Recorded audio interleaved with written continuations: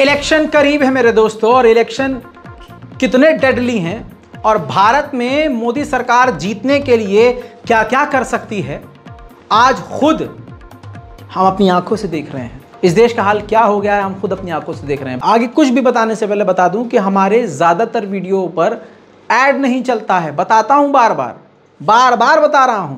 आपको लगता है कि नोटों में हम नहा रहे हैं, मेरी टीम कितना मेहनत कर रही है, पैसे भाई डूब रहे हैं हम पैसे में।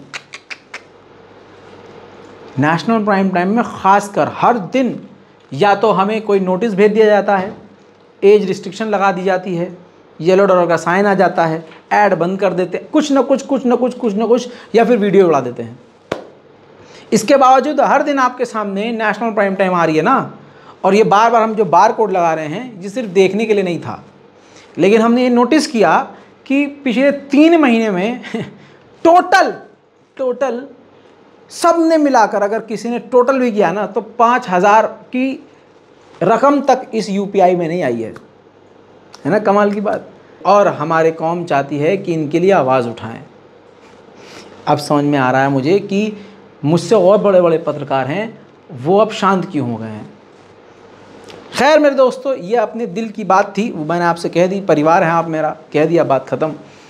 हालात इतने ख़राब हैं कि पहले ही हिंदू नेता इस बात को कई बार बोल चुके हैं। पहले हमारे माननीय बीजेपी के ही एक सीनियर नेता सत्यपाल मलिक कह चुके हैं कि राम मंदिर के ऊपर भी ये हमला करवा सकते हैं और मुसलमानों पर इल्ज़ाम डाल सकते हैं। अब कांग्रेस नेता BR पाटिल ने कह दिया है, हिंदू वोट पाने के लिए बीजेपी राम मंदिर पर बम गिराकर मुसलमानों को फंसा देगी। ये कौन कह रहा है? BR पाटिल कह रहे हैं।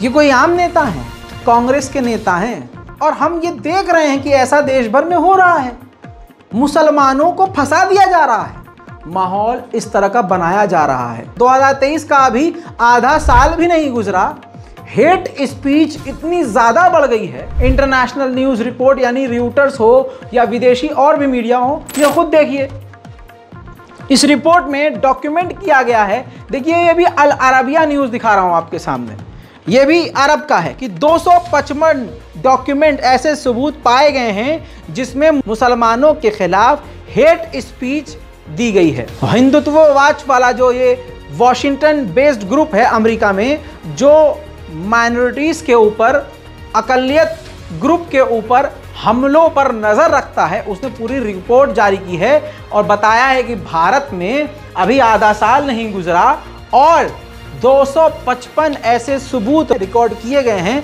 जिसमें मुसलमानों के खिलाफ हिंसक बयान दिए गए हैं, हेट स्पीच है, और ये हर रोज हो रहा है। इतना ही नहीं, अभी तो चुनाव आया नहीं है, चुनाव करीब है, क्या क्या होगा ये हम सोच भी नहीं सकते। ये सारा प्लान मोदी जी और RSS के दिमाग में है, उनको पता है क्या करना है। सोचिए, जब एक आम हिंदू फेमस होने के लिए मुसलमानों को बदनाम करता है और मुसलमानों का नाम इस्तेमाल करता है, तो ये तो भारतीय झूठा पार्टी है, ये तो अपने मंदिरों को, अपने लोगों को भी मरवा उखड़वा सकती है। भाई साहब, ये नेता जो कह रहे हैं ये हवा में नहीं कह रहे हैं। कल एक खबर बड़े जोर शोर से चली, मुझे यकीन था कि इसमें सच्चाई नहीं है तो मैंने कवर नहीं किया। मुझे खुदा की कसम दिल कह रहा था मेरा ये फेक न्यूज़ है, इसमें कुछ दाल में काला ज़रूर है। रज़ा सब्र कर, सच्चाई सामने आएगी तो तुम दुनिया के सामने रखना। अल्लाह मेरे साथ है, वही मेरे दिल में ये बात डालता है। यकीन कीजिए, बात सच साबित हुई। ये देखिए, इंडियन आर्मी, जी हाँ, इंडियन आर्मी के एक बंदे ने बताया कि मुझे एक मुसलमान व्यक्ति ने पीटा और मुझे पीट कर मेरी पीठ पर PFI लिख दिया, और ये खबर आड़ भक्तों ने खूब शेयर करी। आपकी स्क्रीन पर ये देखिए, अंशुल सक्सेना, इंडियन आर्मी जवान Shane Kumar was attacked by a group of 6 men in Kollam, Kerala.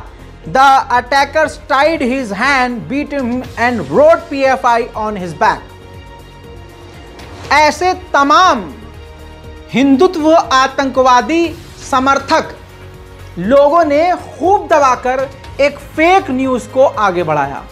यहाँ पर मैं इन हिंदुत्व आतंकवादियों को यह भी नहीं कहूँगा कि इस बार इनकी ज़्यादा गलती थी। क्योंकि ये सारा का सारा प्लान उसी सेना के जवान का था। आपके सामने ये देखिए, सोर्स लगा रहा हूं, न्यूज़ 24। दोस्तों, सेना के जवान की शिकायत पर जब इन्वेस्टिगेशन किया गया तो सेना के जवान की शिकायत निकली फर्जी। मशहूर होने के लिए सेना के जवान ने खुद को अपने ही हिंदू दोस्त से पिटवाया और ससुरे ने पिटाई के बाद पीठ पर हरे रंग से स्याही से PFI लिखवाया। पुलिस लोगों ने उस सेना के जवान और उसके दोस्त समेत एक और व्यक्ति को हिरासत में ले लिया है। NDTV की ये रिपोर्ट भी आप देख लीजिए।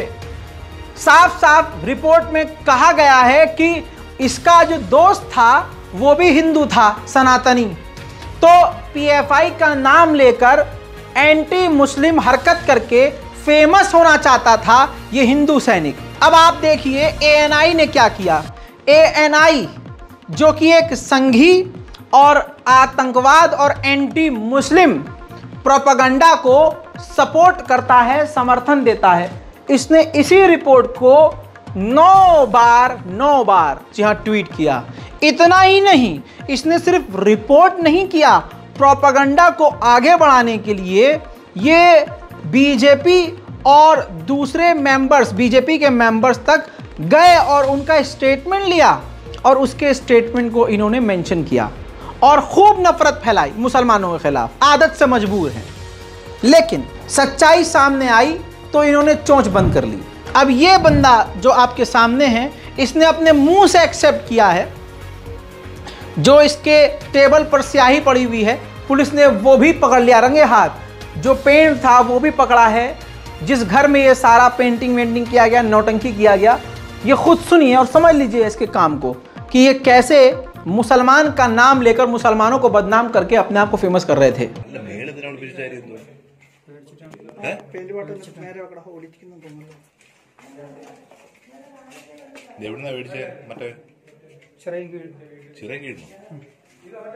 എന്തിന് എങ്ങനെ ഫേമസ് ആവാൻ അവന്റെ ഉദ്ദേശം എങ്ങനെയായിരുന്നു? അതറിയില്ല സാറേ. നീ ചോദിച്ചില്ലേ?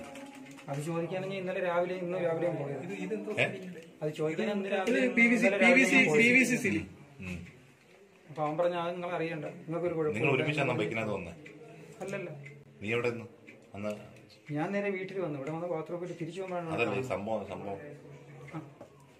നടക്കുന്നത് അവിടെ. അല്ല, ഞാൻ ഇവിടെ വീട്ടിൽ വന്നിട്ട് തിരിച്ചു പോകുമ്പോഴാണ് അവിടെ വരുന്നത്. ആ, അവിടെ നിൽപ്പുണ്ട്. അവിടെ നിൽപ്പുണ്ട്. അവന് വണ്ടി ഉണ്ടോന്ന് നിർത്തി. എനിക്ക് പൈസ ഉള്ളതുകൊണ്ട് വണ്ടി ഉണ്ടോന്ന് ഞാൻ നിർത്തിയതാ. അപ്പോഴേ എൻ്റെ അടുത്ത് ഇങ്ങനെ പറഞ്ഞത്, എനിക്കൊരു ഉപകാരം ചെയ്യണം, ഫേമസ് ആവണം എന്ന് പറഞ്ഞു. എങ്ങനെ ഫേമസ് ആവണമെന്ന് അപ്പോഴേ ഞാൻ ചോദിച്ചില്ല. എനിക്ക് ഉപകാരം ചെയ്യണം. അപ്പൊ താഴോട്ട് വിളിച്ചിട്ട് പോയി. എന്നിട്ടാ ബ്ലേഡ് വരുന്നത്. ബ്ലേഡ് വന്നിട്ട് പറഞ്ഞു പോറാം, ഇങ്ങനെ ഈ ബ്ലേഡ് വെച്ചിട്ട് കയറാൻ പറഞ്ഞു. കവറില്ലായിരുന്നു ബ്ലേഡിന്. अब ये बिल्कुल साफ हो गया कि एक हिंदू सैनिक ने अपने आप को फेमस करने के लिए मुसलमानों के नाम का इस्तेमाल किया और PFI के नाम का इस्तेमाल किया और संघियों ने इस खबर को खूब फैलाया। लेकिन नंगे होने के बाद, सच्चाई सामने आने के बाद कोई गोदी मीडिया इस पर जिक्र नहीं कर रहा है, डिबेट नहीं कर रहा है। जिन आतंकवादियों ने, जिन झूठों और फेक न्यूज़ पैडलर्स ने फेक न्यूज़ को आगे बढ़ाया, उन लोगों ने कहीं भी क्लेरिफिकेशन नहीं दिया दोबारा कि ये झूठी न्यूज़ निकली है और बिल्कुल हमारे मोदी जी के ट्रैक पर चलकर इन्होंने एक पूरा झूठ क्रिएट किया। दोस्तों, इस तरह से मुसलमानों का नाम लेकर खुद को फेमस किया जा रहा है, क्योंकि आम जनता के दिमाग में मोदी जी की सरकार ने बिठा दिया है कि देखो, मुसलमानों का नाम लेकर जब हम जीत सकते हैं तो मुसलमानों का नाम लेकर उनको बदनाम करके तुम फेमस भी हो सकते हो। बीजेपी में ऐसा क्या है जो ये नफरत में डूबी हुई है? ये बेशरम झूठा पार्टी है। आपको बता दूं कि कल तो ये हिंदू मुसलमान को लड़वा रहे थे, आज यही पार्टी सगे भाई को लड़वा देती है, कत्ल करवा देती है। बीजेपी के चक्कर में एक सगा भाई अपने सगे छोटे भाई को गोली मार सकता है। क्या आपने सोचा है? न्यूज़ 24 का प्रूफ है आपके सामने। कानपुर की घटना है। बीजेपी ज्वाइन करने को लेकर 2 भाइयों में बहस हो गई। बड़े भाई ने बीजेपी ज्वाइन कर ली, छोटा भाई जो था उसका वो विरोध कर रहा था कि भैया आप बीजेपी ज्वाइन मत कीजिए। बड़े भाई को इतना गुस्सा आया कि बड़े भाई ने अपने छोटे सगे भाई को गोली मार दी और वो भाई मर गया। तो दोस्तों, भारतीय झूठा पार्टी ये है, भारतीय झूठा पार्टी ये है। अपने सगे को अगर मरवा दे कोई, हाय हाय, वो है बीजेपी। इल्जाम मुसलमानों पर लगा दो पट से। हकीकत यह है कि ये खुद गंदे हैं, गद्दार इन्हीं में निकलेगा। 2000 रुपये के लिए भारतीय सेना की जानकारी कोई पाकिस्तान के ISI को दे दे, ऐसा कौन हो सकता है? संघी। कौन हो सकता है? भाजपा समर्थक। कौन हो सकता है? सनातन धर्म वाला, मुसलमान नहीं। बुरा लग रहा होगा। यह बात इसलिए बोल रहा हूं कि अभी चंद रोज पहले जब एक मुस्लिम कश्मीर का एक सीनियर अधिकारी पकड़ा गया था, शायद दानिश नाम था उसका, तो भारत के तमाम भड़वागिरी करने वाले, और देखिए माफ कीजिएगा, आप ये नहीं कह सकते कि भड़वा गाली है, जब से मोदी जी के प्रिय मंत्री ने संसद में भड़वा कह दिया, तो अब हम अपने छोटे मोटे चैनल पर भड़वा तो कह ही सकते हैं। कह सकते हैं कि नहीं? बात तो सही है। तो अब जो रास्ता आपने खोलकर हमें दे दिया है, उस भाजपा के रास्ते पे तो हम भी चलेंगे, क्योंकि हमें पता है असली भड़वा कौन है। तो मेरे दोस्तों, जब आप कटवा बोल सकते हैं संसद के मंदिर में, जब आप आतंकवादी बोल सकते हैं मंदिर में, जब आप एक मुसलमान को भड़वा बोल सकते हैं, तो फिर पत्रकार जो भड़वागिरी कर रहे हैं उनको हम क्यों नहीं बोल सकते भड़वा? तो बहुत सारे भड़वागिरी करने वाले भड़वों ने खूब दबाकर वो दिखाया कि देखो मुसलमान, इसने गद्दारी करी। तो आज वो भड़वे इस पर खामोश हैं। लखनऊ में 2000 रुपये के लिए भारतीय सेना की खुफिया जानकारी पाकिस्तान की ISI को दे दी। इस चुसे हुए आम को जो आप देख रहे हैं, ये शैलेंद्र है। ये पकड़ा गया शैलेंद्र अरुणाचल प्रदेश में सेना के स्थायी श्रमिक के तौर पर काम कर चुका है।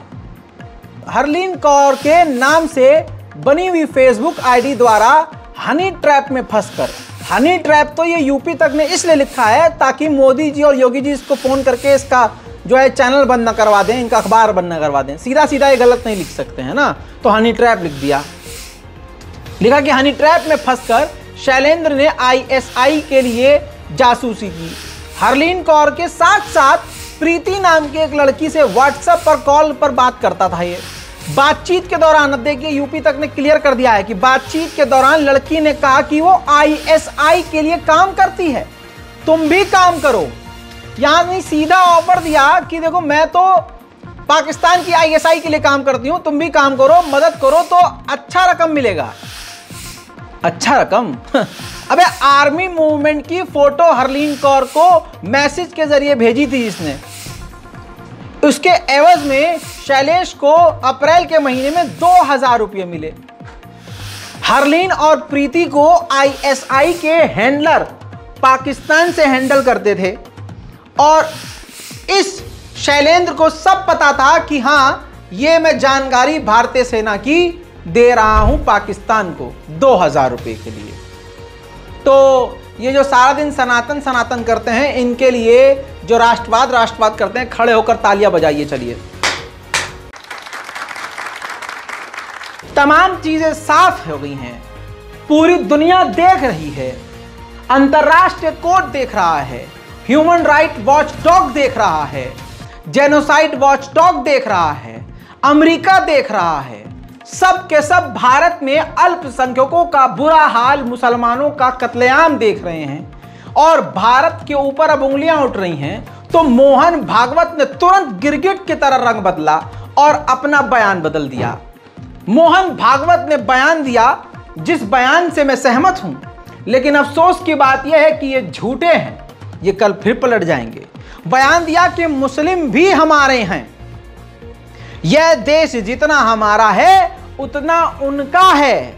यही बात जब मैं कहता था तो आड़ भक्तों के पानी भर जाता था कि अरे ये कैसे हो सकता है। अब तुम्हारे बाप ने बोल दिया है, जितना ये देश तुम्हारा है उतना हमारा है। बल्कि हकीकत यह है कि जितना तुम्हारा है उससे ज्यादा हमारा है। क्योंकि तुम्हारे पास ऑप्शन नहीं था, हमारे पास ऑप्शन था। हम जा सकते थे पाकिस्तान, लेकिन हम गए नहीं, हम अपने इसी मुल्क में रहे। तुम बह जाते हो, हम इसी मिट्टी में मिल जाते हैं, ये याद रखना। तो आज आण भक्त समझ नहीं पा रहे हैं कि मोहन भागवत जी ने यह क्या कह दिया, और बाप रे बाप। अब मोहन भागवत जी से मेरी पूरी सहमति है और उनके साथ हूं मैं कि आपने अच्छा बयान दिया, लेकिन याद रखिएगा आपके इस बयान की वजह से आपकी वानर सेना आपके ही मुंह को नोचेगी। जानबूझकर मोदी सरकार, मोदी जी और आरएसएस ने सीधे साधे हिंदुओं को हिंसक बना दिया है। कर्नाटक की यह तस्वीर है, गणेश विसर्जन के दौरान, उस जुलूस के दौरान आप देखिए मस्जिद की दीवार पर चढ़कर भगवा झंडा फहराया गया, गाने ऐसे बजाए जा रहे हैं कि मैं इसको नहीं दिखाऊंगा आपको, आपका खून खौल जाएगा, दिमाग की नस फट जाएगी, आंखों में खून उतर आएगा। ऐसे गाने बजाकर मुसलमानों को उकसाया जा रहा है, और अगर मुसलमान आकर इसे धक्का देकर नीचे उतार देना तो फिर कहानी दूसरी हो जाएगी। फिर अखबार में छपेगा हिंदुओं के जुलूस पे, गणेश जी के जुलूस पर मुसलमानों ने किया हमला। गोदी मीडिया के भड़वागिरी करने वाले पत्रकार, चैनल तुरंत बड़े बड़े जहरीली लाइन के साथ मुसलमानों के खिलाफ प्रोपेगेंडा चलाना शुरू कर देंगे। अब दोस्तों हाल ये हो गया है कि पत्रकारिता नहीं हो रही है, एक्टिंग हो रही है। जी न्यूज से जब उस भड़वागिरी करने वाले पत्रकार को, जो भड़वागिरी करता है, उसको जब निकाल दिया गया तो उसकी जगह उस लेवल पर नफरत फैलाने वाला कोई पत्रकार नहीं मिला जी न्यूज को। तो उसने, जी न्यूज ने एक एक्टर, आपकी स्क्रीन पर इस एक्टर को देख लीजिए, पहचानते होंगे, नाम इसका सौरभ राज जैन है। इसके अंदर का जहर देखा गया, जी हां, जहर का टेस्ट लिया गया। इस बंदे ने महाभारत में भगवान श्री कृष्ण का रोल किया था।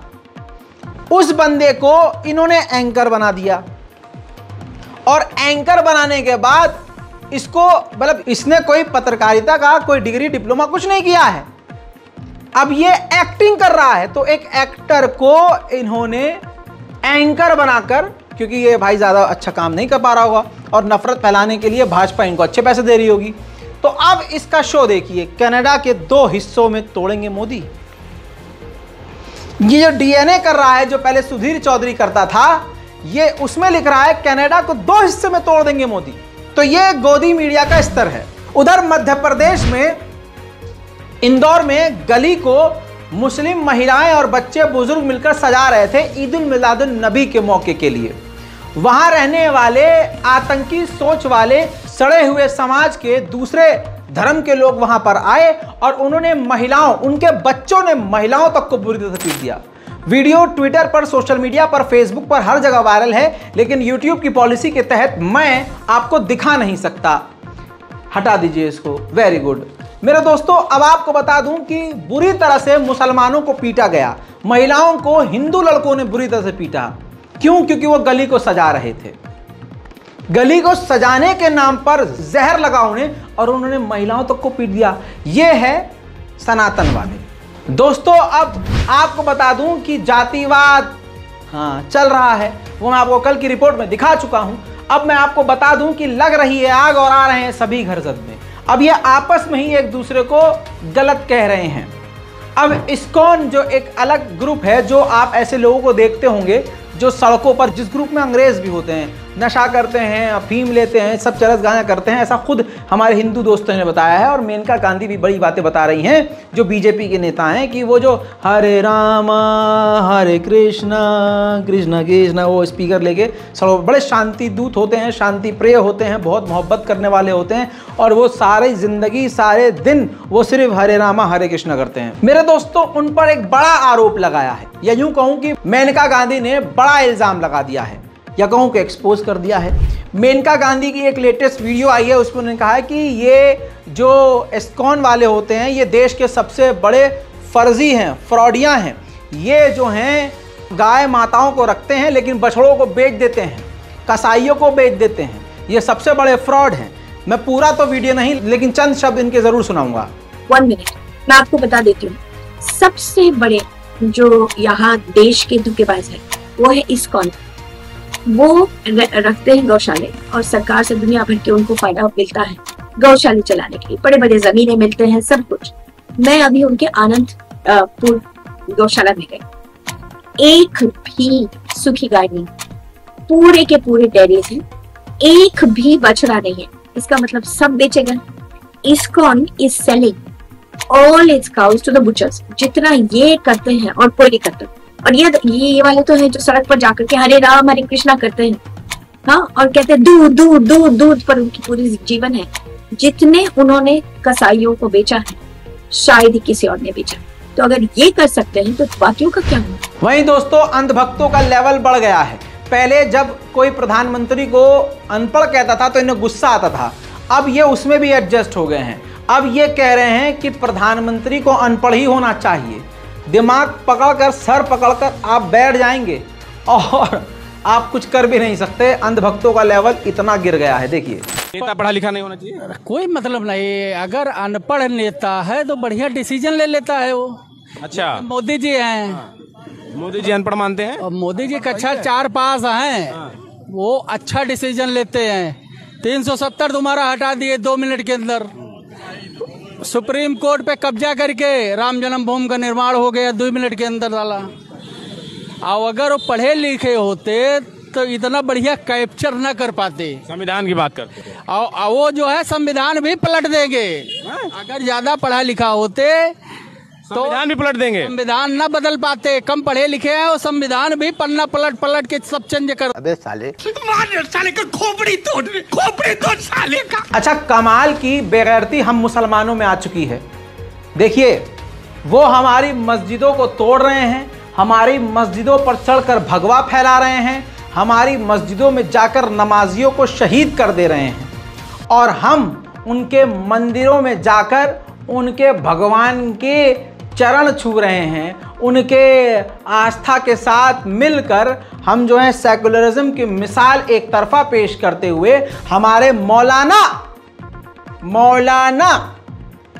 मंत्र पढ़ रहे हैं। देखिए, सहनो भुनक्तु सह वीर्यं करवावैहि तेजस्विनावधीतमस्तु मा विद्विषावहै। ओम शांति शांति शांति। ओम पूर्णमदः पूर्णमिदं। है ना कमाल की बात? कितना बड़ा दिल है मुसलमानों का। वहीं गणेश चतुर्थी के जुलूस में कॉलेज की लड़कियां अपनी हिंदू सहेलियों के साथ गणेश चतुर्थी के प्रोग्राम में जाकर बुरखे वाली लड़कियां बुरखा पहन के नाच रही हैं। ये हम किस दिशा में जा रहे हैं? ये हम कितना अपने इस्लाम का नाम रोशन कर रहे हैं? मुसलमानों की आज दुर्गति जो पूरी दुनिया में हो रही है ना, वो सिर्फ इसी वजह से, क्योंकि हम खुद अपने ईमान के नहीं, हम खुद अपने अल्लाह के नहीं, हम खुद अपने पैगंबर के नहीं, हम खुद अपने ईमान पर नहीं, तो फिर जलालत तो झेलनी पड़ेगी। मेरी बात सही लगे तो शेयर कीजिएगा। जय हिंद।